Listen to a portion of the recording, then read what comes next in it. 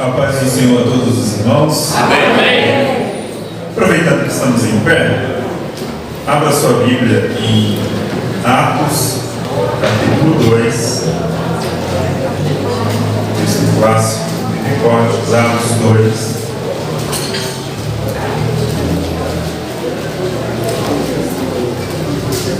Vamos ler a partir do versículo 1. Diz assim a palavra do Senhor. Cumprindo-se o dia de Pentecostes, estavam todos reunidos no mesmo lugar. E de repente, veio do céu um som como de um vento veemente e impetuoso, e encheu toda a casa em que estavam assentados. E foram vistas por eles línguas repartidas como que de fogo, as quais pousaram sobre cada um deles. E todos foram cheios do Espírito Santo e começaram a falar em outras línguas, conforme o Espírito lhes concedia que falassem.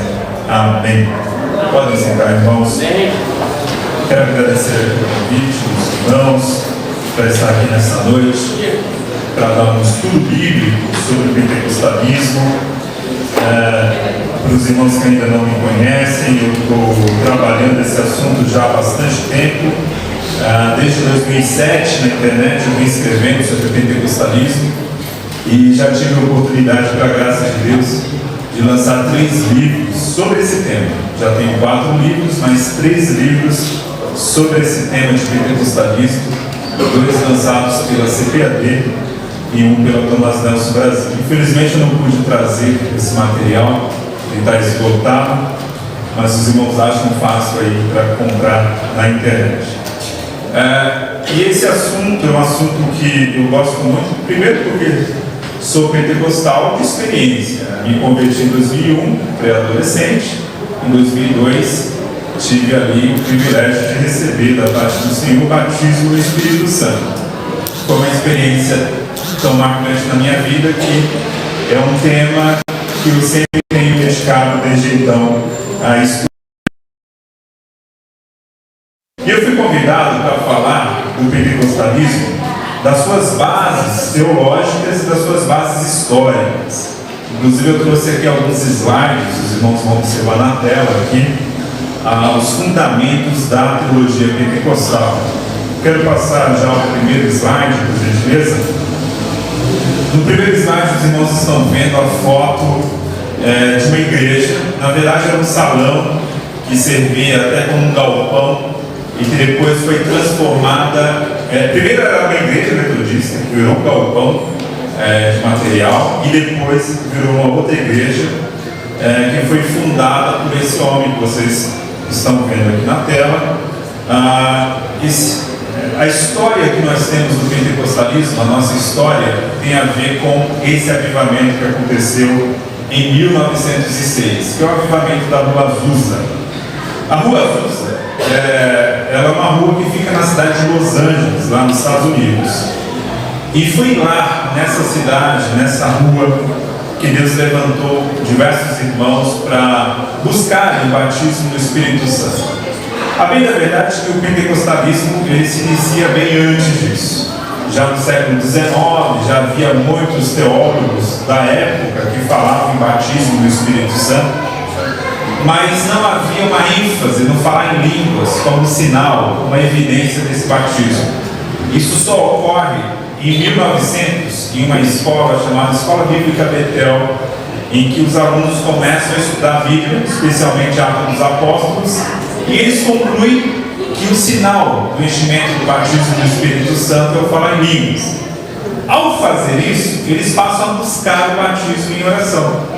E eles passam a buscar, aquele grupo reunido, eram 40 alunos, até que uma aluna foi batizada no Espírito Santo.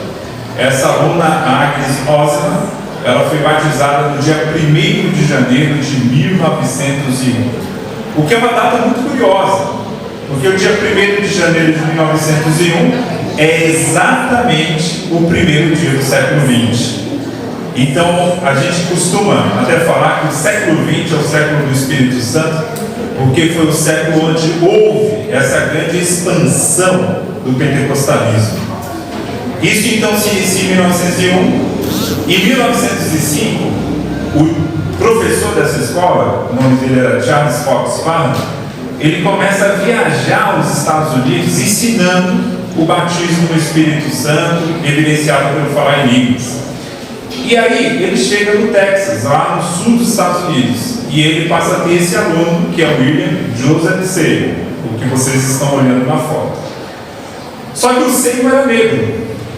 E nos Estados Unidos da época havia uma lei segregacionista. Negros e brancos não podiam frequentar o mesmo espaço, não podiam estudar na mesma escola, não podiam frequentar a mesma igreja, não podiam compartilhar o mesmo tipo de transporte. Era uma coisa totalmente separada, um racismo absurdo que havia na sociedade americana. E o William Seymour, ele passou a estudar na escola do Charles Fox Parham vendo pela janela ou pela porta. Ele não podia entrar na sala de aula, mas ele ficou interessado na doutrina do batismo no Espírito Santo. Ele se interessou por essa verdade, e ele, de tão curioso e tamanha a sede dele por essa experiência, que ele tinha interesse em ouvir, mesmo não podendo entrar numa sala de brancos, ele ficava na porta ou ele ficava na janela ouvindo, e aí ele guardou aquela verdade no seu coração. E quando ele teve a oportunidade de mudar de cidade, de estado, ele sai do Texas e vai para a Califórnia, em Los Angeles, e lá ele passa a ser responsável por uma igreja. Nessa igreja ele começa a pregar o batismo do Espírito Santo. E essa igreja, ela cresce, depois tem que mudar de endereço, vai para a Rua Azusa, e é a partir da Rua Azusa, irmãos, que o pentecostalismo se espalhou para o mundo inteiro. E uma coisa linda que havia na Rua Azusa, como eu falei, havia essa lei segregacionista que separava brancos e negros. Na igreja da Rua Azusa não havia isso. Brancos e negros se reuniam, cantavam, louvavam o Senhor. Isso foi causa até de escândalo na cidade. Até os jornais da época reportavam isso, que havia uma igreja na Rua Azusa em que brancos e negros se reuniam no mesmo espaço para fazer culto. E aquilo foi até objeto de escândalo. Mas quando vem o avivamento do Espírito Santo, que é separação que não vem de Deus, né? Vem dos homens. E foi exatamente isso que ocorreu. Estou resumindo muito aqui a nossa história.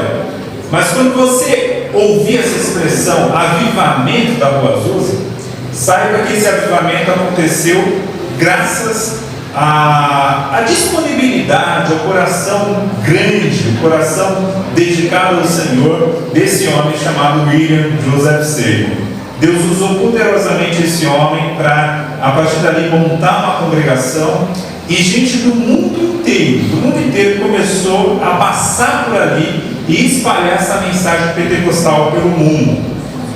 No nosso caso aqui do Brasil, quem fundou a Assembleia de Deus foram os missionários suecos, Gunavik e Daniel Berg. Os irmãos sabem muito bem dessa história. Eles não vieram da Suécia diretamente para o Brasil. Eles primeiro foram para os Estados Unidos. E lá eles ficaram na cidade de Chicago, que fica mais ao norte dos Estados Unidos. Eles não foram na Rua Azusa. Porém, o pastor deles, cujo nome era William Durham, esse William Durham havia passado na Rua Azusa. E aí ele pegou essa doutrina, passou a ensinar na sua igreja lá em Chicago. Esses dois missionários que não conheciam também essa experiência do batismo do Espírito Santo, tiveram essa experiência nessa igreja de Chicago, e depois disso que vieram para o Brasil. Então, indiretamente, a Assembleia de Deus brasileira, ela também sofre essa influência positiva aí do avivamento da Rua Azusa. Então, todos nós somos frutos desse grande avivamento. E quando a gente fala da história do pentecostalismo, é importante a gente ter em mente que normalmente se faz divisões históricas. Você tem a primeira fase do pentecostalismo, que é a primeira década do século XX, então do ano de 1901 a 1910. Você tem um segundo avivamento pentecostal que ocorre na década de 60, porque várias igrejas históricas que haviam, lá na década de 10, rejeitado essa experiência, passaram a abraçar. Batistas, presbiterianos, luteranos, anglicanos, vários desses irmãos passaram a abraçar essa verdade pentecostal na década de 60. Então há também essa segunda fase do pentecostalismo. Introduzindo só um pouquinho aqui da história, eu quero entrar no ponto principal aqui, que é a questão teológica da nossa fé. Pode passar o segundo slide, irmãos. Quando nós falamos de pentecostalismo, acho que dá para enxergar. Não, ficou pequeno. Mas quando a gente fala em pentecostalismo, naturalmente nós precisamos falar dos dons espirituais. Nós somos, como pentecostais, há um nome na teologia que há duas correntes quando se fala em dons espirituais.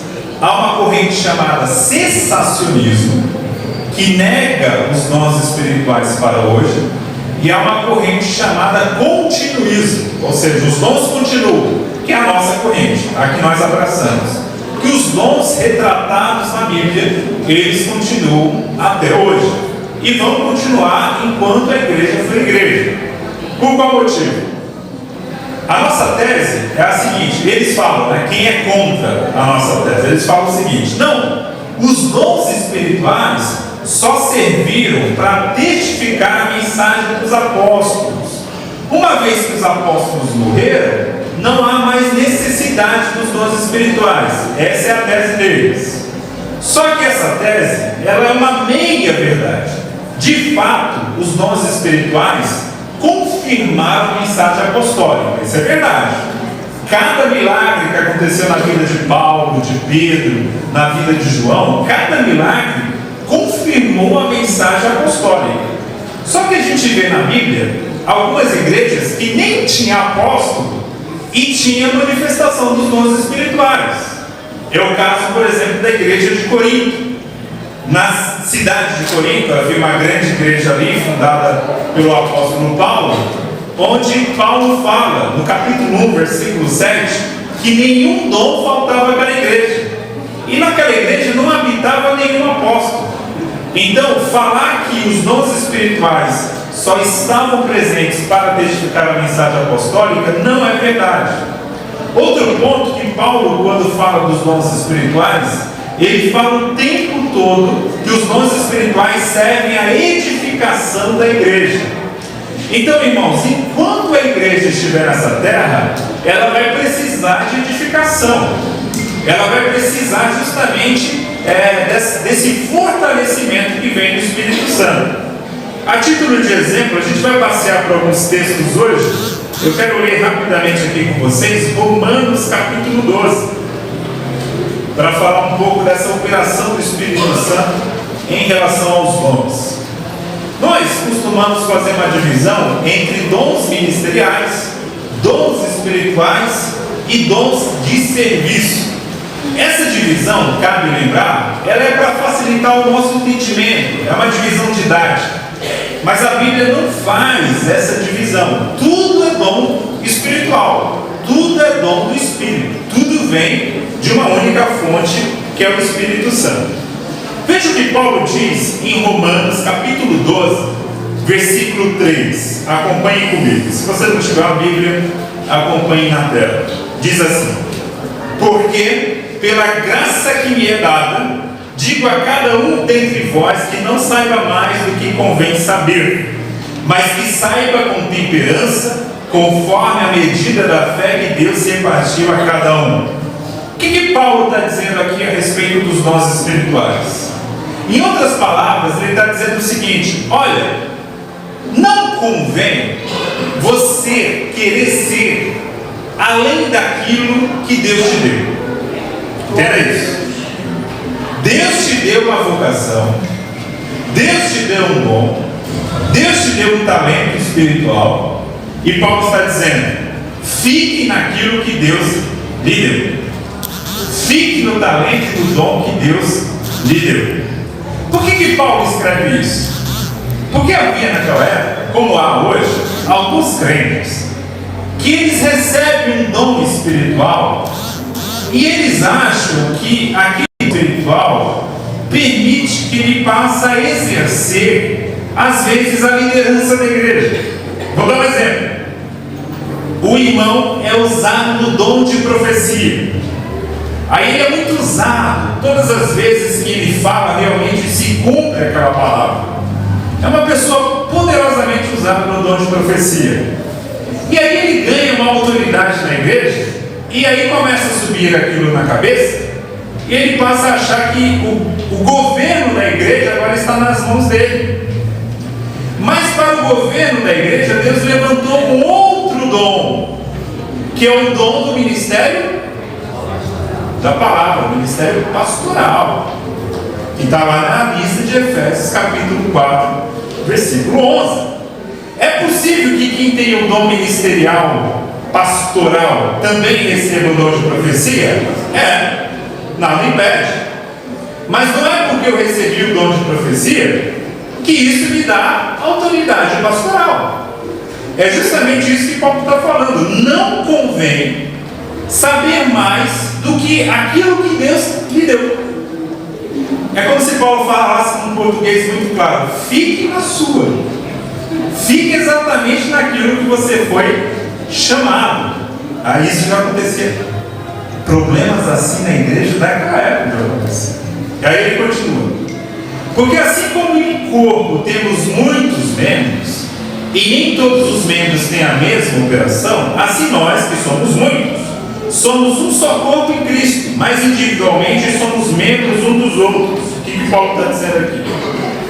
Ele está dizendo o seguinte: olha, todo dom que ocorre na igreja, ele ocorre em prol do funcionamento do corpo.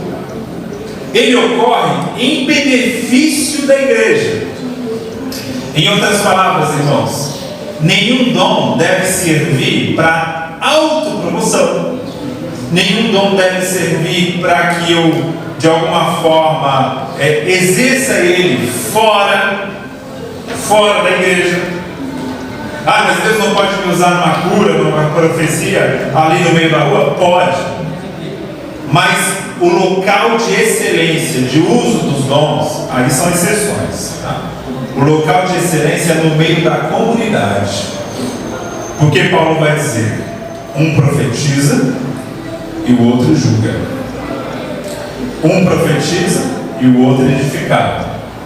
Precisamos exercer os nossos dons espirituais na nossa comunidade. Debaixo, porque, volto a repetir, porque eu vou dar muito exemplo de profeta aqui, porque normalmente é quem mais dá trabalho. Normalmente, pessoas mal orientadas. O cara começa a ser usado em profecia. Aí o que ele faz? Começa a profetizar em live no Facebook. Começa a profetizar em programa de rádio. Começa a profetizar de casa em casa.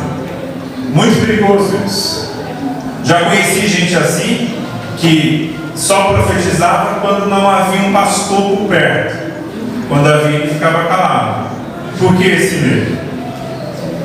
Certamente tinha algum medo de ser repreendido em alguma coisa. O fato é, irmãos, que quando nós somos usados nos dons espirituais, Paulo deixa isso muito claro, esse uso visa a edificação do corpo. Não é agora algo individual meu, que eu faço o que eu bem entender.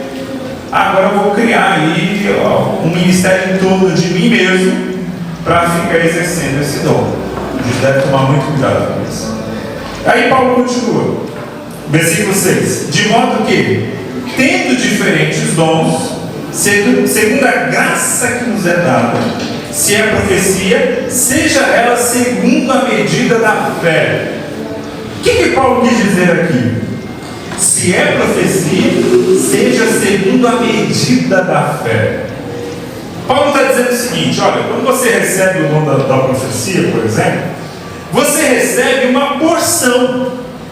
Você recebe algo como se fosse uma medida de farinha, por exemplo, ou uma medida de arroz, ou uma medida de um grão. Deus te deu aquela medida. Paulo está dizendo: não vá além dela. Em que sentido ele quer dizer aqui? Já vi isso também acontecer. O irmão é usado em profecia, Deus levanta ele. Ele não estava nem esperando ser usado. Pela primeira vez ele foi usado. Ele é usado em profecia. Aí digamos que ele direciona a profecia à irmã fulana de tal.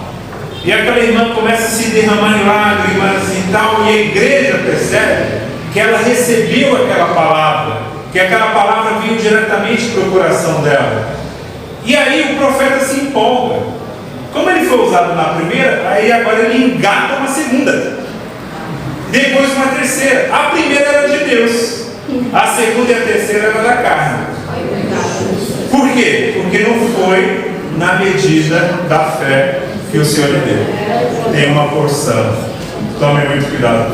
Ah, mas é possível que alguém seja usado por Deus e depois seja usado pela sua própria carne? É. A Bíblia dá o exemplo de Balaão, cuja Bíblia mostra ele sendo usado em profecia, e versículos depois vai chamar também ele de falso profeta. Porque na essência Balaão era um falso profeta, que de vez em quando é usado por Deus. Então tem falso profeta por aí que de vez em quando acerta, mas mais erra do que acerta. Então por isso que a gente deve ter discernimento espiritual. Paulo vai dizer, se é ministério, seja em ministrar. O que é ministério aqui? A palavra ministério aqui no grego é a palavra diaconia. Isso mesmo, a palavra diácono, a palavra servir. Ministrar aqui é servir. E, irmãos, esse é o dom mais distribuído por Deus à igreja. A gente que não percebe. Não pense que esse dom está restrito à figura oficial do diácono. Mas aquele irmão que está na porta, a irmã que faz a recepção da igreja, a irmã que faz a limpeza da igreja, o irmão que faz a pintura da igreja, o irmão que faz a manutenção da igreja, tudo isso tem a ver com esse dom de ministrar, esse dom de servir. E é um dom essencial para a vida da igreja. Senão a gente não estaria aqui. Se alguém não tivesse cuidado da luz dessa igreja, da limpeza dessa igreja, nós não estaríamos aqui. É um dom essencial à igreja. E esse é um dom que às vezes a gente não dá valor, porque esse dom não aparece aqui, ó. Esse dom não aparece no microfone. A gente dá muito valor a dons que estão aqui no microfone, que é o dom da pregação, da ministração da palavra, pessoas que têm talento musical. Porque, queira ou não, a gente conhece pregadores e cantores famosos. Como existe a possibilidade de 1 em 1 milhão, de um pregador ficar muito famoso, ou de um cantor evangélico ficar muito famoso, aí todo mundo olha para isso. Mas esse dom escondido do servir, da irmã que está lá fazendo a comida no retiro da igreja, ou numa festividade fazendo salgadinhos, esse é um dom essencial para a vida da igreja. E Deus está olhando tudo, Deus está anotando tudo. Não está recebendo galardão, mas Deus está anotando tudo. Não na terra, mas no céu vai receber. E esse dom, irmãos, eu estava certa vez estudando esse assunto e me deparei com uma pesquisa que foi feita nos Estados Unidos, muito interessante. Tem um pastor americano que ele faz várias pesquisas e ele resolveu entrevistar pessoas que vinham à igreja, várias igrejas, e nunca mais voltavam. Pessoas não crentes que vinham visitar a igreja. Ele queria saber, por que você foi na igreja? Você se dispôs a sair no domingo de manhã, que lá os cultos são de manhã. No domingo de manhã, a igreja, e por que você nunca mais voltou? Ele imaginou que os descrentes iam falar, pregação, foi o louvor. Ele imaginou assim, ou vai ser a pregação ou o louvor. Para surpresa dele, a maioria respondeu assim, olha, eu entrei lá na igreja e não tinha recepção. Eu não sabia nem onde sentar. Eu não me senti bem-vindo naquele lugar. E quando você vai numa loja, ou num médico, ou em qualquer lugar que te tratam mal, ou como se você não existisse, você volta naquele lugar? Não volta. E esse é um dom essencial para ele. Você imagina, o pregador passa horas ali estudando a palavra, os que são sérios, né? Tem uns que só lê aqui na hora aqui, e fica contando a história. Mas aquilo que é sério, passa horas estudando a palavra, orando, aí os irmãos do louvor ensaiam, passam vários dias ensaiando, e aí vem um não crente, aí por causa de uma falha na recepção, ele não vai nem prestar atenção no que foi pregado e cantado. E aí todo o trabalho é desperdiçado. Olha a importância do dom de servir. E aí Paulo continua: se é ensinar, haja dedicação. Estamos aqui num simpósio de escola dominical. Há professores e professoras de escola dominical aqui. Paulo está muito claro nesse texto ao dizer que se eu tenho a vocação ao ensino, o dom do ensino, eu preciso me dedicar, eu preciso fazer o meu melhor. E professor dedicado, você percebe a aula. A aula de professor dedicado é muito diferente. Você percebe? Primeiro que o professor, uma vez eu fui assistir uma aula, e era uma revista, não lembro o tema, mas tinha uma frase na revista que era assim: Deus é imanente e transcendente. É uma frase difícil, nem todo mundo compreende essa frase. Então cabe ao professor explicar: olha, imanência de Deus quer dizer que Deus está próximo de nós. Deus é imanente, Deus está próximo. Ao mesmo tempo, Deus é transcendente. Deus é grande demais, Ele está lá, né, na glória. Então Deus é ao mesmo tempo próximo e distante, porque Ele é, como diz a Bíblia das crianças, né, grande, tão grande, alto, tão alto. É justamente isso. Isso é o que o professor faria normalmente numa sala de aula. Aí esse irmão foi dar aula, com certeza não leu a revista antes, aí ele leu a frase. Aí ele começou a falar da águia. Não, irmão, porque a águia fica tirando as penas, não sei o quê, e depois disso ela tem vitória. Ele começou a falar de vitória. O que vitória tem a ver com esse assunto? Então o professor, ele precisa entender primeiramente, porque um dom que a gente pode dizer que é um dom muito que traz muito benefício a quem tem, é o dom de ensino.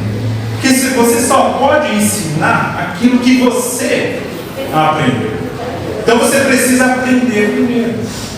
Então cabe a gente aqui, que nós somos pentecostais, mas pentecostal não é inimigo da palavra. Pentecostal tem que ler e estudar a palavra. Chega dessa história, irmãos. Graças a Deus isso subiu, mas teve um tempo que o pessoal dizia assim: nada de teologia, o meu negócio é joelhologia. Aí o pessoal, Deus, aleluia. Qual era? Nem orava nem estudava. Era só barulho. O nosso negócio é sim teologia e oração. Uma coisa não se opõe à outra. Não tem nada escrito proibindo. Olha, se você estuda muito a palavra, você não pode orar. Uma coisa não impede a outra de você fazer. Você pode fazer os dois, né? Então, justamente a nossa missão como professores, como ensinadores, é a dedicação ao ensino. E aí Paulo continua: o que exorta, use esse dom em exortar. Exortar aqui, eu tenho um dom de exortação, eu gosto de brigar com os irmãos, eu tenho um dom assim, eu gosto de puxar a orelha do povo. Não tem nada a ver com isso. A palavra exortar aqui tem um sentido de encorajamento, de consolação. É esse sentido que a palavra tem. Então, Deus pode estar chamando você a ser um encorajador. Sabe, porque a gente muitas vezes na vida lida com gente que só critica, que só fala mal, né? Que você se veste de maneira mais relaxada, a pessoa fala mal. Você se veste de maneira mais elegante, a pessoa fala mal. Nada dá bom. E aí, você vem, Deus usa pessoas para encorajar. Não, irmão, continue aí o seu trabalho. Você é uma bênção, você é uma pessoa que precisamos de você aqui. Receba o meu abraço, receba aqui o meu apoio. Sabe? Às vezes, falta esse dom na igreja. Porque o dom de jogar pedra, isso aí tem demais. Agora o dom de abraçar e confortar, Esse dom é um dom de falta. Quem vive do ministério sabe muito bem disso. E para chegar problema aqui, chega toda hora. Mas para chegar apoio, estou orando pelo Senhor. Não é fácil isso. Aí a Bíblia diz, o apóstolo continua: o que reparte, faça-o com literalidade. O que preside, com cuidado. O que exercita misericórdia, com alegria. Tem 3 dons, e é tudo do Espírito. Tá? Você vê aqui que na lista tinha profecia. Mas tem também ensino, tem exortação, tem encorajamento, tem o repartir. Tem gente que Deus, todo mundo deve ofertar e dizimar na igreja. Isso é a missão de todo crente. Mas tem gente que Deus levanta e dá a ele mais prosperidade financeira para que ele seja mais generoso do que todo mundo. É aquele irmão usado em grandes contribuições à igreja. Então esse dom aqui é um dom, é uma bênção. Deus dá bastante para essa pessoa para que ela ajude bastante a igreja. E isso vem no Espírito. Agora eu acho engraçado esses 2 últimos dons aqui. Presidir, em algumas Bíblias está administrar, e exercer misericórdia. Pense comigo aqui. Esses 2 dons, olha como o Espírito Santo é. O Espírito Santo, ele quer a edificação da igreja. E para a igreja ser edificada, Deus não faz da gente um exército em que todo mundo pensa igual, em que todo mundo tem o mesmo comportamento. Soldadinho de chuva, todo mundo no mesmo ritmo. Não. O próprio Espírito Santo põe na igreja alguma tensão, porque para a igreja crescer ela precisa ter alguma tensão. Veja aqui, Deus levanta uma pessoa para exercer misericórdia e outra para administrar. Essas duas normalmente não se batem. Quer um exemplo? Chega um morador de rua aqui na porta da igreja e ele fala: quero uma cesta básica. Quem tem o dom da misericórdia? Calma aí, eu vou buscar, pega aí. Quem tem o dom da administração? Vamos fazer uma ficha primeiro. Vamos saber quem é esse cara. Vamos saber se realmente ele está precisando. Afinal, a igreja não tem tanto dinheiro assim para estar dando assim à toa. Aí o da misericórdia: não, você tem que ter mais coração. Aí o da administração: você tem que ter mais cabeça. Não pode ser assim também. Aí cria uma tensão. Mas para a igreja a gente precisa dos 2. Dos 2. Porque uma igreja só com misericordioso, ela vai falir. Ela falha. Agora uma igreja só com administrador, as finanças em dia, e o povo morrendo de fome na calçada da igreja. Então é necessário os 2. Veja, o Espírito Santo põe. Outro dom que a gente vê que às vezes tem tensão é o dom do ensino, do mestre, com o dom do profeta. Do profeta aqui no sentido do pregador eloquente. Normalmente mestre não gosta de profeta pregando. E o profeta pregando, o profeta não gosta de mestre pregando. Aí dá uma certa confusão. Porque o mestre olha o profeta e fala: esse cara fala sem pensar. Ele é muito agressivo. Ele é uma pessoa que precisa raciocinar direito.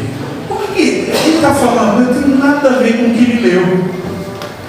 Aí o profeta, observando o mestre, fala: ah, que cara frio, que sono, cadê a energia desse homem?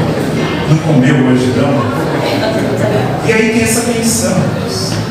Mas a igreja precisa dos 2, sabe por quê? Porque o profeta, ele não pensa muito, mas ele tem uma energia, uma emoção muito grande, que ajuda a empurrar o povo, sabe? Às vezes o povo precisa de uma palavra de um profeta assim, que empurra o povo a caminhar. Aí, às vezes, eu preciso do contrário, preciso de um mestre para frear. Não, vamos caminhar mais devagar. Agora, uma igreja só com mestre, ela é muito bem educada, mas ela não cresce. Ela não tem energia para crescer. E igreja só com profeta, só misericórdia. Ela até cresce muito, mas é menina demais, levada por todo o vento de loucura. Então a igreja precisa dos dois. Tem que ter paciência. E tem que abraçar os dois. Os dois são bênçãos para a igreja. A igreja que desperdiça cada um desses talentos. Outra coisa que a gente vê à luz da palavra é que, por exemplo, pense na parábola dos talentos que Jesus contou. Outro fato que Jesus deixa bem claro é que um recebe 5 e ele multiplica por mais 5. Um recebe 2 e transforma em 4. O que recebe 1 enterra o talento e é chamado de servo mau e infiel por fazer isso. Com essa parábola eu aprendo que às vezes Deus distribui os dons. Todo mundo recebe dom, pelo menos um. Mas às vezes vai ter pessoas que vão receber mais de um. E não cabe a mim ficar, eu só tenho um dom, vou enterrar o meu dom, porque aquele lá tem 5, para que eu vou trabalhar na igreja? Não, Deus quer que você faça. Você que tem um dom, Deus quer que você trabalhe no seu melhor para que você faça 2 dons. Ou seja, que o efeito daquele dom seja multiplicado. E não fique invejando o irmão que tem mais de um dom. Porque tem pessoas que têm mais de um dom. Tem gente que Deus levanta com vários dons. Mas tem gente que Deus só vai levantar com um dom. E Deus quer que você seja o melhor naquilo que você recebeu do Senhor. Você faça da melhor forma, com perseverança. Continuando aqui. Pode passar o slide, por favor. Quando a gente fala de pentecostalismo, teologia pentecostal, tem também o conceito de batismo no Espírito Santo, que não deixa de ser também um dom. Mas a gente precisa entender do que se trata o batismo no Espírito Santo. Abra comigo a Bíblia em Atos, capítulo 1, versículo 8, o famoso texto que os pentecostais conhecem de cor. Diz o seguinte: mas recebereis o poder, a virtude do Espírito Santo, que há de vir sobre vós, e ser-me-eis testemunhas, tanto em Jerusalém, como em toda a Judéia e Samaria, até os confins da terra. Olha aqui Jesus, aqui é uma palavra de Jesus. Jesus está para subir aos céus na sua ascensão, e ele fala isso aos discípulos. A última palavra dele aos discípulos é essa. O que Jesus quis dizer aqui? Jesus deixa bem claro: olha, vocês vão ficar na cidade de Jerusalém até que do alto vocês sejam revestidos de poder, que vocês recebam a virtude do Espírito Santo. Para quê? O objetivo disso? Ser testemunha. Então entenda uma coisa: o batismo no Espírito Santo, que é uma experiência maravilhosa, ela tem objetivo, ela não é uma experiência vazia. O objetivo do batismo no Espírito Santo é tornar você uma testemunha corajosa e exaltada de Jesus. Ou seja, quando você recebe o batismo no Espírito Santo, você se torna uma pessoa mais apaixonada pela evangelização. Entenda isso. Porque, às vezes, a gente se apega muito ao sinal. O sinal, como todo sinal, ele aponta para algo. Qual é o sinal do batismo no Espírito Santo segundo a nossa crença pentecostal? O falar em línguas. Por que Deus dá um sinal de falar? Porque o batismo do Espírito Santo tem o objetivo de me levar a falar. Glória a Deus. Falar de Jesus. Então, quando Deus me dá o batismo do Espírito Santo e me dá um sinal de línguas, é como se Deus estivesse falando assim para mim: olha, da mesma forma que eu capacitei você a falar uma língua que você nunca havia estudado, abra a tua boca que eu encherei. Abra a tua boca a evangelizar, a falar de objetivo, porque tem gente às vezes que vai buscar o batismo do Espírito Santo, outros nem buscam porque tem medo. Eu não quero ficar rodopiando na igreja.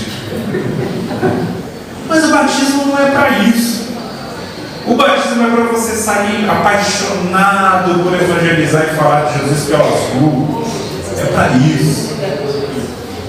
Então assim, não adianta você, eu tive uma experiência com o Espírito Santo, fiquei rodopiando meia hora. E na hora que chama, vamos evangelizar. Não dá, não sei o quê, inventa uma desculpa e não dá. Cadê? Eu só acredito mesmo, até ouvir essa pessoa falando em línguas, mas aí tem um problema. Às vezes tem gente que aprende a falar. De tanto ouvir, ela aprendeu. Tem gente assim. Às vezes tem gente que ela não aprendeu, mas ela foi num culto que o pregador ficou falando assim: vem aqui na frente receber o batismo do Espírito Santo, mas você não vai orar. Não ore, só dê glória, só dê glória, só dê glória. A pessoa, glória, glória, glória, glória. Até que uma hora enrola a língua. Se você falar 10 glórias rapidinho, você começa a falar algo que parece línguas estranhas, mas não é. Essa é uma técnica manjada de pregador que não tem compromisso com a palavra. O fato é, irmãos, que o batismo do Espírito Santo é evidenciado pelo falar línguas, mas esse sinal ele aponta para algo mais importante: é me tornar um evangelizador. É por isso que o pentecostalismo cresceu. Imagine só, como eu falei para vocês, o pentecostalismo moderno, nós somos herança. Ele começou numa escola em 1901 com 40 alunos. Hoje, há mais de 800 milhões de pentecostais no mundo. Em um século, passou de 40 pessoas para quase 1 bilhão. É muita gente. E isso graças a quê? Graças a essa crença. Porque o crente é batizado no Espírito Santo, ele passa a ser uma testemunha ousada de Jesus, por onde ele passa falando de Jesus: Jesus é bom, Jesus me salvou, Jesus é o Salvador, Jesus é quem salva, Jesus cura, Jesus batiza no Espírito Santo, e Jesus é o Rei que breve vem. É a síntese da mensagem pentecostal. Então nós devemos, irmãos, você que ainda não é batizado no Espírito Santo, tome a consciência que o propósito do batismo é de se tornar, ou é de tornar, melhor dizendo, uma testemunha ousada de Jesus. Pense em Pedro. Pedro era um homem até afoito, mas ao mesmo tempo covarde. Quando Jesus estava sendo preso, depois daquela reunião do Sinédrio, Pedro estava ali olhando de longe, e aí o pessoal começou a apertar Pedro, até que uma mulher que era escrava, isso é um ponto curioso, uma mulher que era escrava, ele negou perante essa mulher Jesus. Isso é curioso, sabe por quê? Porque essa mulher não poderia fazer nada contra ele, nada. Ela não podia servir como testemunha, porque ela era escrava. Então, o medo dele era tão grande, mas tão grande, que ele negou Jesus até perante uma escrava. E aí, esse mesmo Pedro, depois que é batizado no Espírito Santo, veja que ele estava no Sinédrio, onde Jesus estava sendo julgado, e se escondendo, e o pessoal dizendo: você é parte dele, você é parte... Não tem nada a ver com ele, não, nem conheço, nunca nem vi, né? Aí Jesus, diz o texto bíblico, que olha para Pedro, e Pedro cai em arrependimento. Mas Pedro só muda a atitude depois que Pedro é batizado no Espírito Santo. Esse Pedro, depois de batizado, ele prega no mesmo sinédrio que ele estava se escondendo, na posição de julgado. Ele não tinha mais medo e falava de Jesus com ousadia, porque o batismo do Espírito Santo produziu isso na vida dele. Só que os tradicionais, os nossos queridos irmãos tradicionais, vão dizer o seguinte: não, os pentecostais estão errados. Essa história de batismo no Espírito Santo tem nada a ver, porque batismo no Espírito Santo é conversão. Nós recebemos o batismo no Espírito Santo na conversão. E para isso eles usam a Bíblia, para afirmar isso. E realmente está lá escrito, veja comigo, em 1 Coríntios, capítulo 12, versículo 13.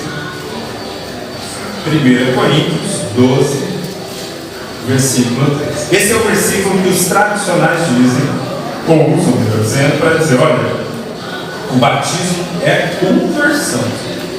Diz Paulo, pois todos nós fomos batizados em um espírito, formando um corpo, quer judeus, quer gregos, quer servos, quer livres, e todos temos bebido de um espírito. De fato, Paulo está dizendo aí que existe uma experiência espiritual que leva também o nome de batismo, que ocorre nesse momento da conversão, quando nós somos inseridos no corpo de Cristo.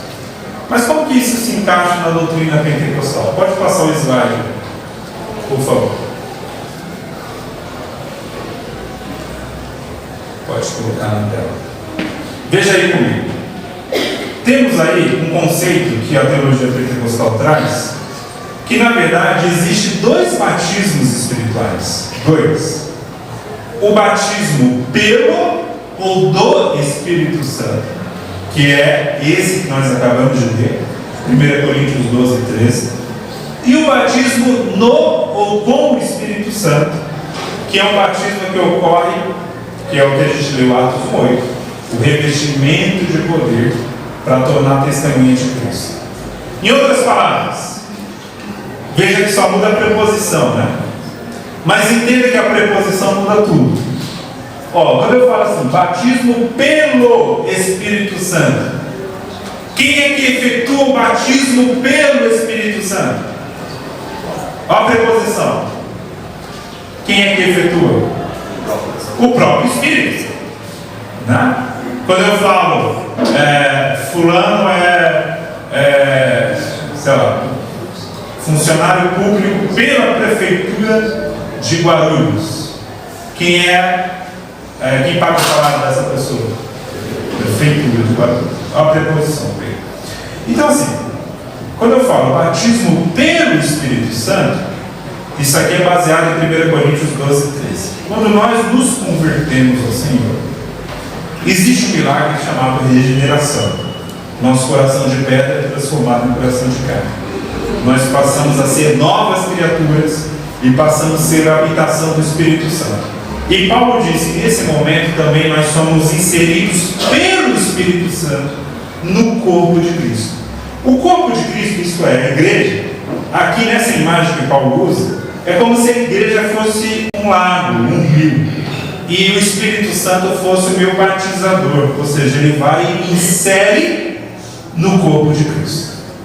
Então todo crente é batizado pelo Espírito Santo, porque todo crente está inserido no corpo de Cristo e é a habitação do Espírito.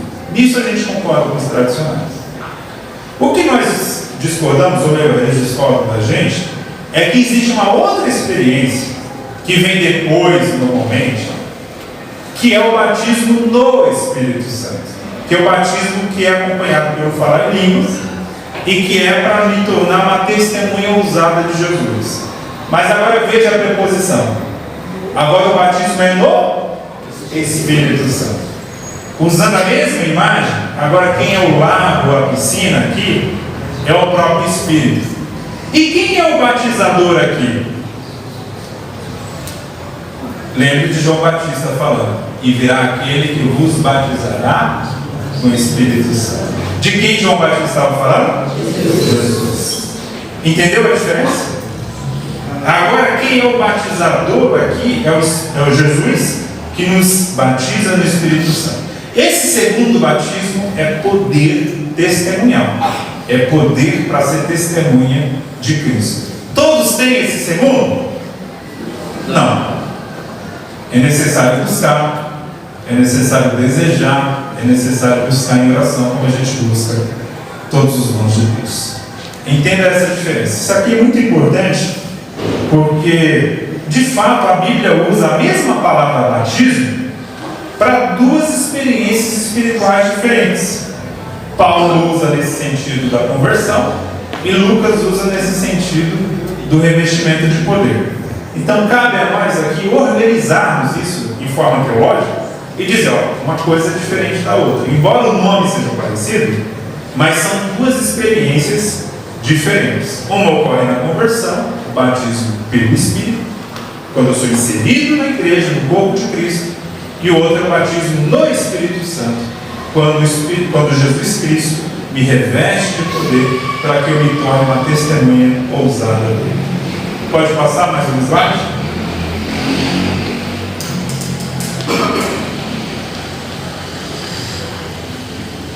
Está pequeno também, se o irmão puder aumentar, por gentileza. Ok. Outro ponto da teologia pentecostal. Nós afirmamos,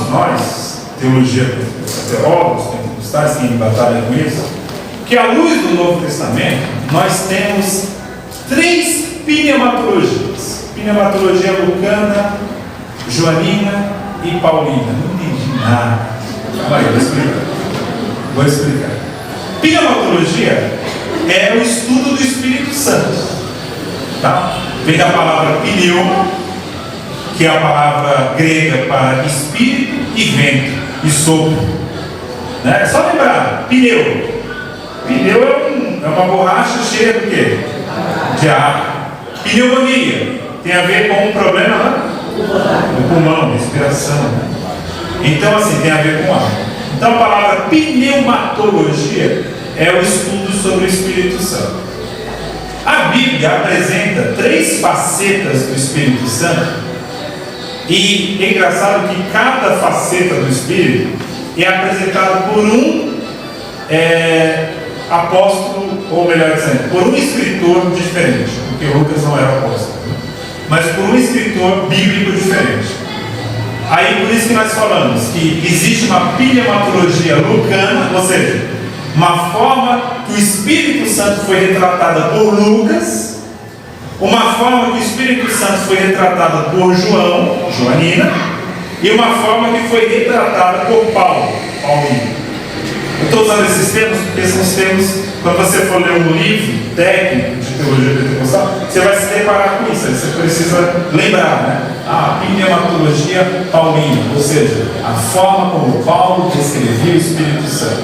Pneumatologia lucana, a forma como Lucas descrevia o Espírito Santo. Pneumatologia joanina, a forma como João descreveu o Espírito Santo. Qual é essa forma? O Espírito Santo, quando nós lemos Lucas, e quando eu falo Lucas aqui, é o Evangelho e Atos, lembrando que os dois foram escritos pelo mesmo autor, Lucas. Quando você lê Lucas Atos, você vai observar que sempre que o Espírito Santo aparece, ele tem a ver com o poder testemunhal, que a gente acabou de falar aqui do batismo no Espírito Santo. O Espírito Santo sempre está ligado a essa ideia de que alguém foi capacitado a falar. Quando eu estou lendo João, normalmente eu estou lendo ali o Evangelho de João especialmente, o Espírito Santo é aquele que é o substituto de Jesus. É aquele que virá aquele, né, que vai vir em meu lugar. Jesus deixa claro. Então, sempre que o Espírito Santo aparece em João, ele tem mais a ver com alguém, uma pessoa, melhor dizendo, que vai substituir Jesus quando Jesus voltar para o céu. E em Paulo, o Espírito Santo normalmente é o santificador. Muitas vezes, quando Paulo fala do Espírito Santo em suas epístolas, ele retrata o Espírito Santo como santificador e como doador de dons. E por que a gente afirma cada um no seu detalhe? Porque isso dá para a gente uma visão geral de que cada autor teve uma ênfase diferente. Não é contradição, é complementar. Um complementa o outro. Cada um deu um destaque numa área que o Espírito Santo atua. Então, olhando o todo, o Espírito Santo no Novo Testamento é retratado como aquele que me dá poder para testemunhar de Cristo. O Espírito Santo é aquele que vai substituir Jesus. E o Espírito Santo é aquele que me santifica e aquele que doa dons a mim. Ou seja, ele está ligado também, quando fala de santificação, a uma salvação prática. Pode passar. Pô, aí ficou menor, né? Bom, o que eu coloco aí, irmãos, é que várias expressões na Bíblia, elas são relacionadas ao Espírito Santo. Deixa eu até pegar minha cola aqui, que também não estou enxergando. Olha, por exemplo, várias expressões, quando nós lemos Lucas e Atos especialmente, tem verbos como conduzir, o Espírito Santo conduz, o Espírito Santo reveste, o Espírito Santo cai sobre, o Espírito Santo batiza, o Espírito Santo vem sobre, o Espírito Santo dá, o Espírito Santo, a pessoa recebe o Espírito Santo nos leva a falar, a encher. Para ilustrar isso, eu quero ler com vocês aqui, Lucas capítulo 1. Lucas capítulo 1.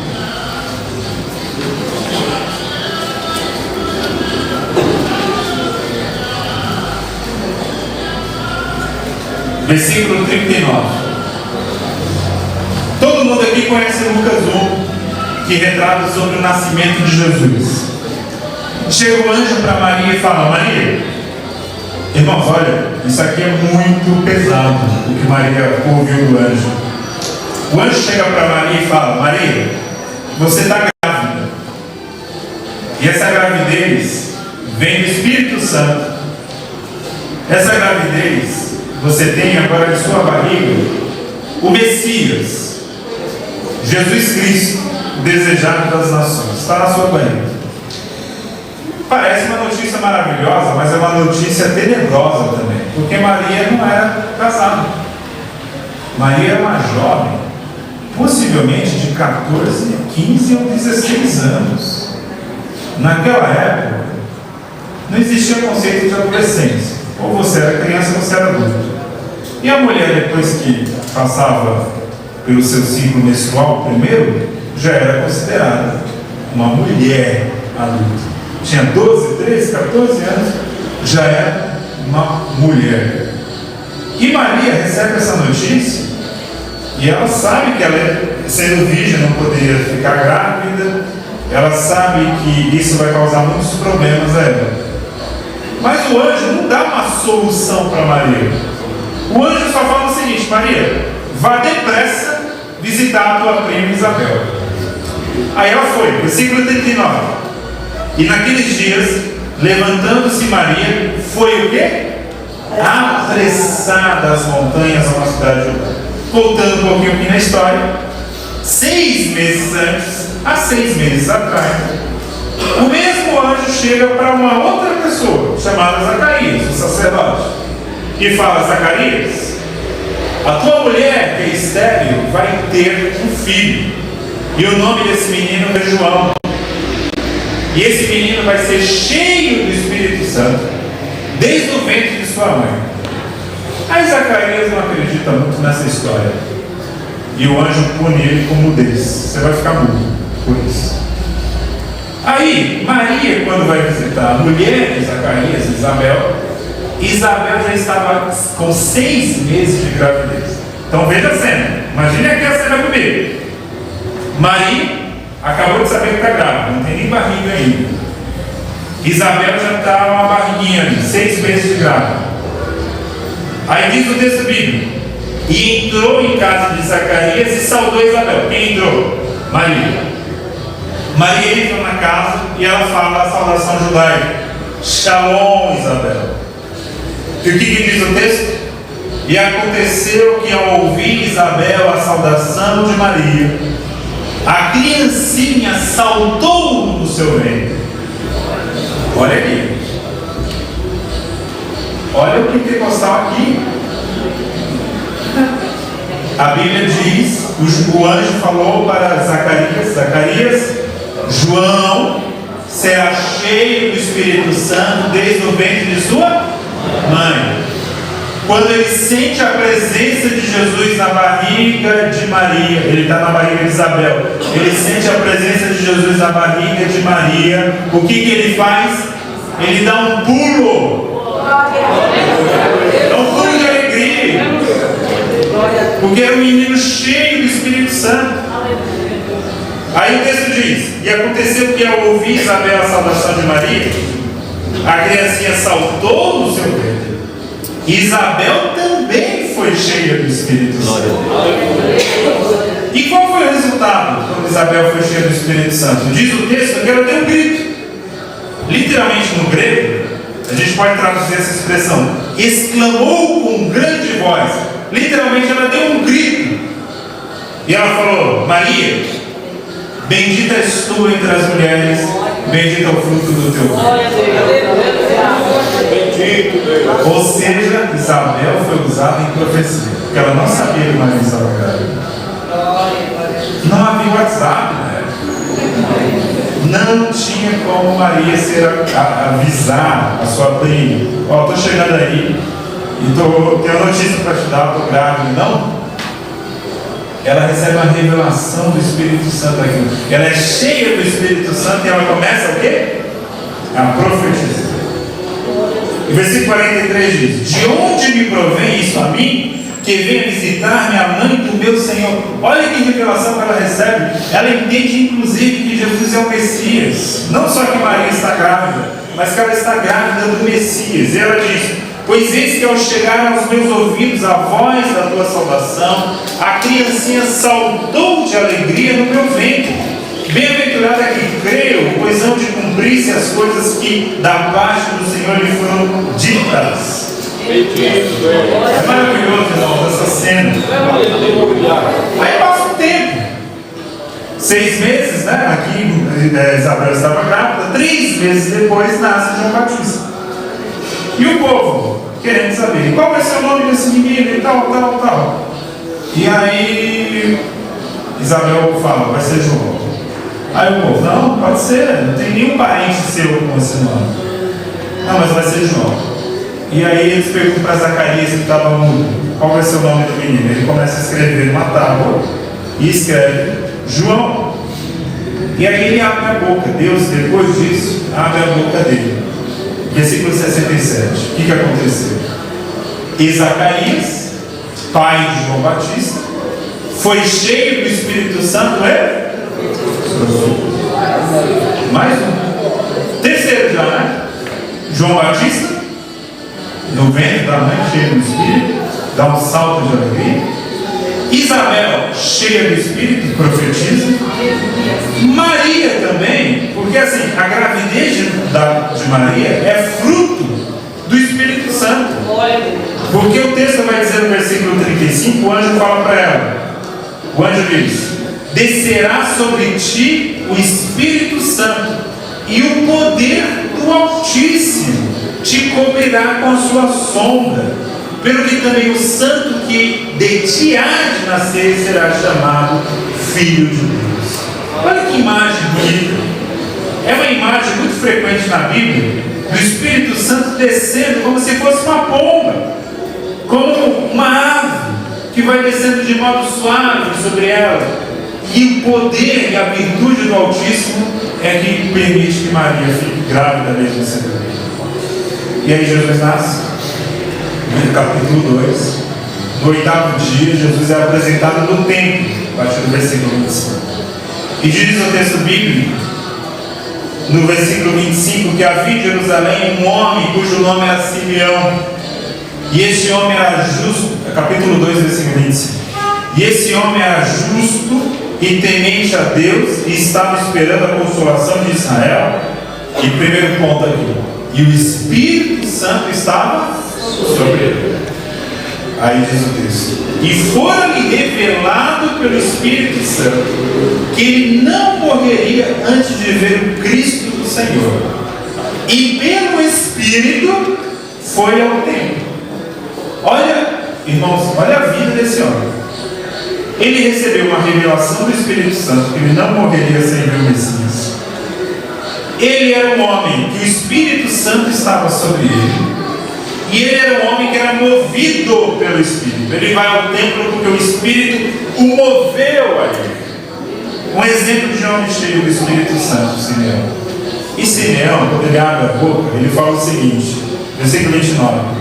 Agora, Senhor, podes despedir em paz o teu servo, segundo a tua palavra, pois já os meus olhos viram a tua salvação, luz para iluminar as nações,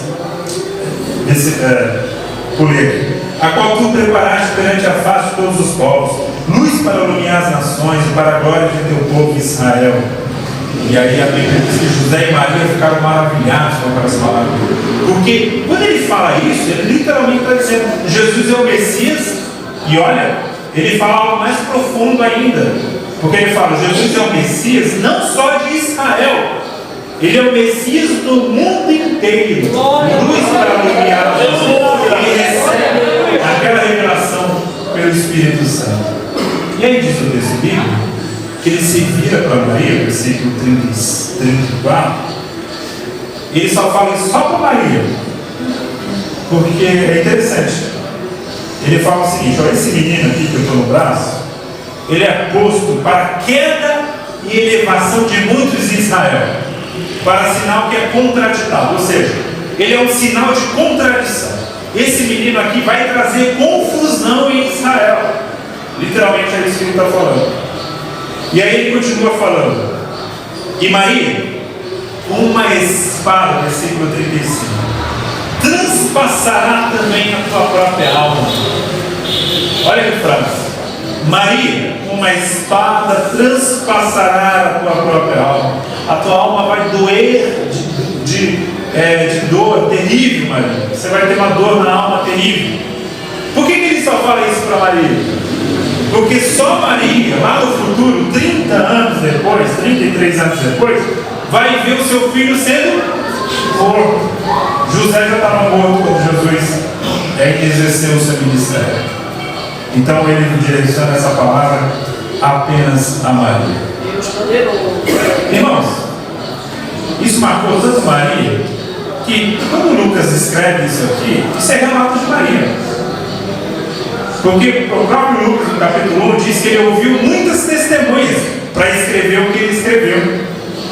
Então, certamente, esse relato aqui, Maria contou para ele: olha, quando eu fui apresentar ali Jesus no templo, no 8º dia, um velho chamado Simeão virou para mim e falou: uma espada atravessará a tua própria alma. E aí, nós vemos aqui que, o que é interessante? Só Lucas fala disso, tá? Mateus não fala, João, nem Marcos. O que é interessante aqui é que Jesus nasce envolto de profetas. Você tem Zacarias, Isabel, João Batista, a sua própria mãe, uma mulher cheia do Espírito Santo também, e depois ainda tem Simeão, e depois a profetisa Ana, que diz aqui no texto. Lembra o quê? Maria, jovem, cheia do Espírito. João Batista, bebê, cheio do Espírito. Isabel, mulher já idosa, cheia do Espírito. Ana, ainda mais idosa, cheia do Espírito. Simeão, homem piedoso, cheio do Espírito. Zacarias, sacerdote, cheio do Espírito. Joel, capítulo 2. Derramarei meu Espírito sobre toda a carne. Os vossos filhos, as vossas filhas profetizarão. Os vossos jovens terão sonhos.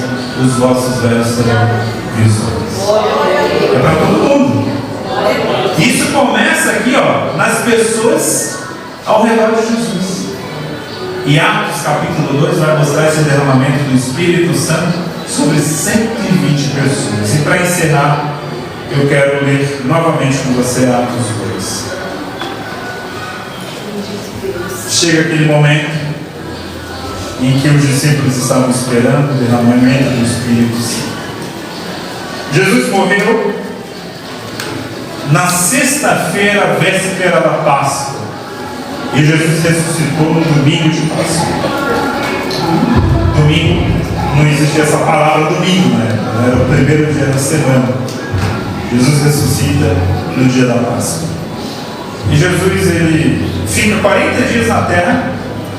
E 50 dias depois da Páscoa acontecia uma festa chamada Pentecostes, que é uma festa de agradecimento pelas colheitas. E aí diz a palavra que Jesus sobe aos céus 10 dias antes dessa festa. E ele fala: fiquem em Jerusalém, até que no alto vocês sejam revestidos de poder. Fico imaginando tinha mais de 120 pessoas esperando. Porque Paulo vai dizer que Jesus apareceu para 500 testemunhas.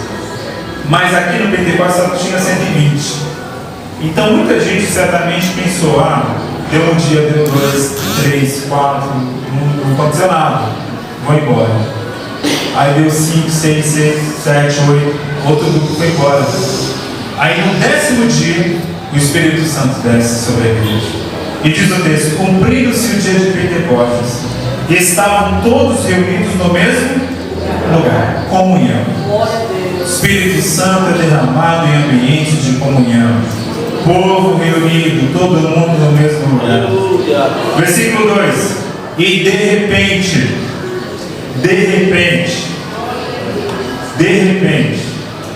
ou seja, ninguém estava esperando, o Espírito Santo veio.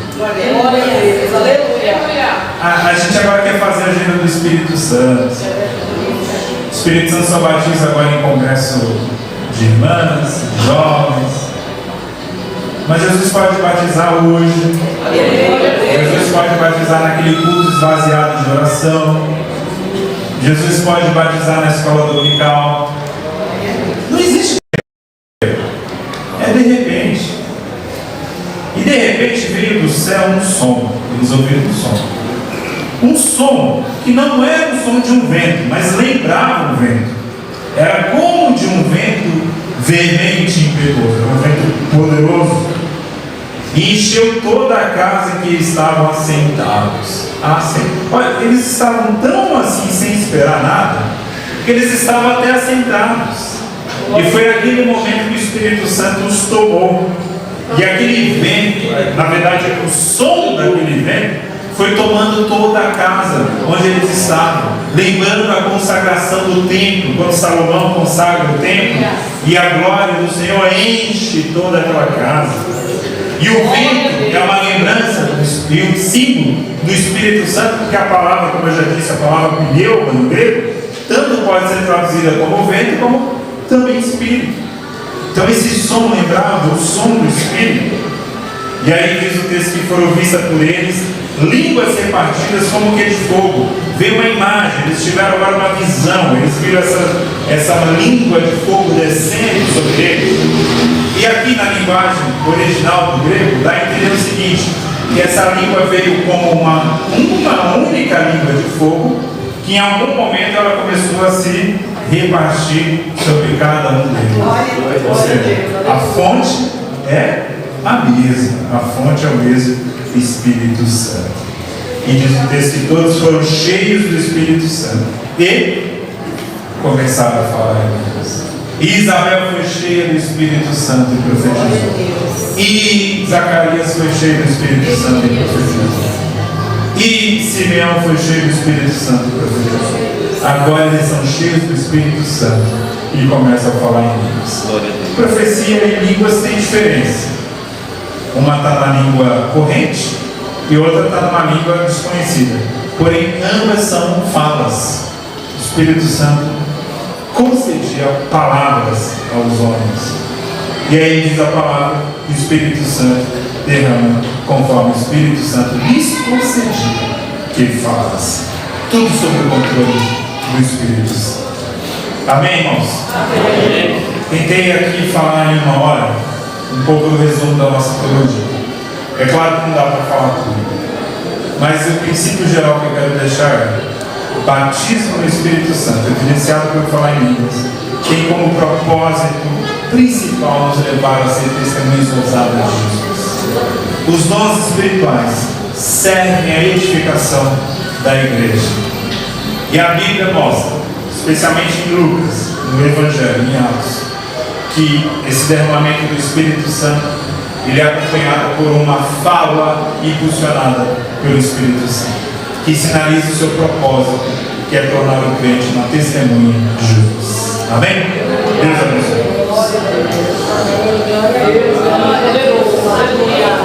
Amém. Deus abençoe o nosso pastor Gutierrez. Eu gostei dessa frase, irmão. Quem batiza com o Espírito Santo é o Espírito Santo, essa redundância. Quem batiza com o Espírito Santo é o Espírito Santo. E quando ele falou sobre a segregação que havia ali, o apartheid, né, o bairro soberbo, vamos dizer assim, não é? Aquele apartheid, mas para o Espírito Santo, irmãos. Não tem segregação, não tem apartheid.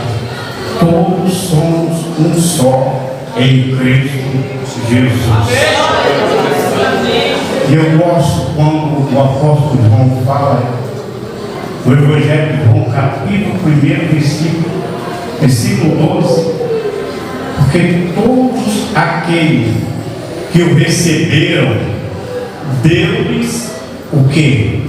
O poder, o direito de serem chamados, de serem filhos de Deus. Graças a Deus, irmãos, que o Espírito Santo de Deus não segrega ninguém. Graças a Deus por isso. Deus abençoe o céu de Deus. Deus abençoe a cada um de vocês. E é sempre bom, irmãos, sabermos que o Espírito Santo de Deus habita em nós, e é esse mesmo Espírito que vai nos entregar a Jesus quando Jesus cai nas mãos, antes do tocar da última trombeta. Louvado seja o santo nome do Senhor Jesus. Deus abençoe a todos vocês. Pastor. Glória a Deus. Glória a Deus. Estão felizes, irmãos? Estamos chegando no final do nosso culto desta noite. Quero agradecer ao pastor Gutierrez e que Deus abençoe ricamente. Manda paz para o seu pastor, tá? Deus abençoe ricamente por ter liberado isso aqui conosco. Muito obrigado. E estamos felizes. E amanhã nós voltaremos continuidade ao trabalho. E você que veio hoje não pode perder o dia de amanhã. Amém, irmãos? Tem uns obreiros que têm um outro compromisso. Eles já sabem, mas estaremos aqui dando continuidade ao trabalho. Amém? Irmãos, não faltem, por favor.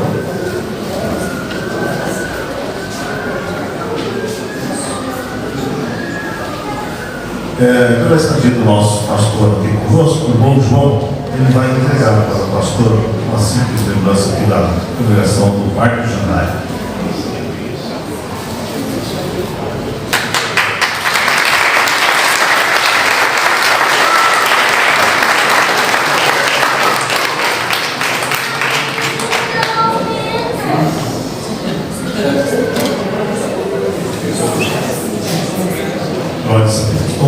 Deus abençoe a todos os amados irmãos.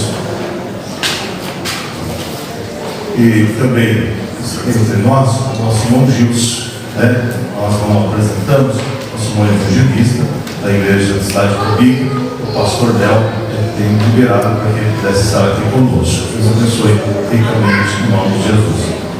Nunca sinta, estou chamando a senhora aqui. Pode vir. Glória a Deus. O irmão Francisco da Vila Mia fala: pode vir que a bênção é grande. A bênção é grande. Glória a Deus. A Cícera vai passar uma lembrança para a senhora.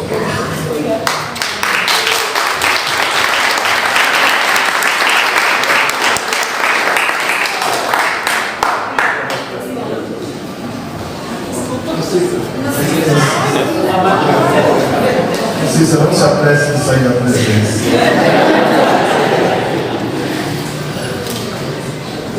Glória a Deus. Amém. Deus abençoe também a nossa irmã Cacilda, que foi a cantora oficial desta noite. Amém, irmãos? Então, vamos estar de pé para agradecer ao Senhor. E eu queria convidar o presbítero Diogo para estar agradecendo ao Senhor desta noite. Os irmãos do Nordeste, da sua congregação, Deus abençoe ricamente em nome de Jesus. Amanhã tem culto lá, pastor Raimundo? Amanhã tem culto? Então fica facultativo, né? Os irmãos estarem aqui, tá bom? Subcongregação do Orlando. Irmãos, tem um aviso, a cantina está funcionando, tá bem? A cantina está a todo vapor ali para servir os irmãos. Deus abençoe. Aleluia. Vamos restaurando.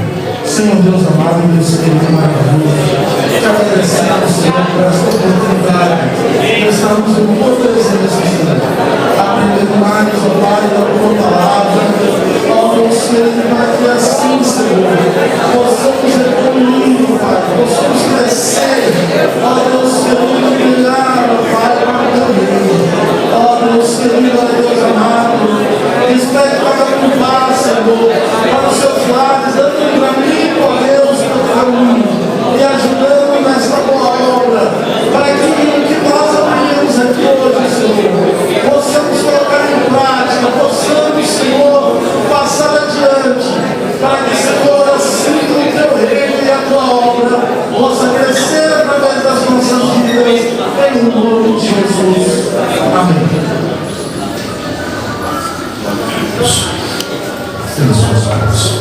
Que o grande amor de Deus, a graça de nosso Senhor e Salvador Jesus Cristo, a comunhão, as consolações do Espírito Santo, permaneça com esta amada igreja, hoje e para sempre. Todos digam. Amém. Deus abençoe todos,